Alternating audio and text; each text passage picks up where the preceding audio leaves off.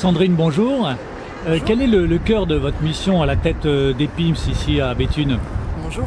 Le cœur de notre mission, c'est vraiment d'accueillir, d'écouter, d'accompagner et d'orienter le tout venant sans aucune condition, quel que soit son besoin ou son envie, et de l'aider vraiment à définir son besoin et sa problématique administrative, et puis ensuite de l'orienter vers notre réseau de partenaires afin que sa problématique puisse être réglée.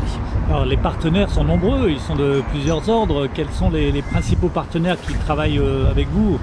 Les grandes entreprises de services publics tout d'abord, donc c'est elles qui sont à l'origine des PIMS et qui les financent aussi en grande partie. On retrouve EDF, la SNCF, la Poste, Keolis, Veolia ou Enedis par exemple, mais ce sont aussi tous les acteurs sociaux du territoire. L'objectif d'un PIMS, ce n'est pas d'être un acteur supplémentaire, mais d'être un acteur complémentaire.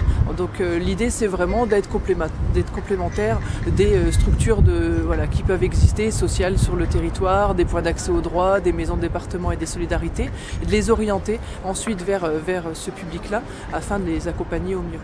Alors les publics sont particulièrement défavorisés socialement dans le département et dans la région de France en général. Quel est le problème numéro un? Et vous m'évoquiez tout à l'heure la précarité énergétique. C'est vraiment le sujet aujourd'hui ici? Oui, c'est une vraie problématique sur notre territoire.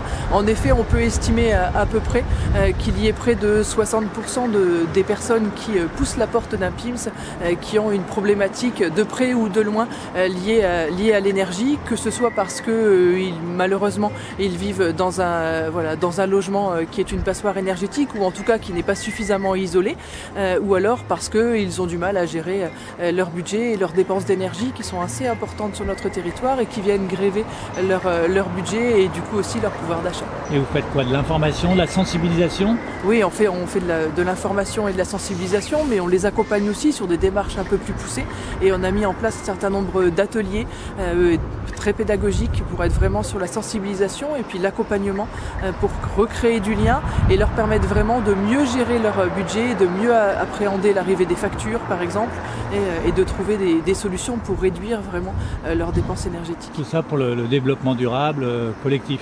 Évidemment, on a aussi forcément une grosse démarche de sensibilisation à la gestion de l'eau, ou à la gestion des énergies, de façon à ce qu'ils consomment moins et qu'ils consomment mieux. Merci beaucoup Sandrine.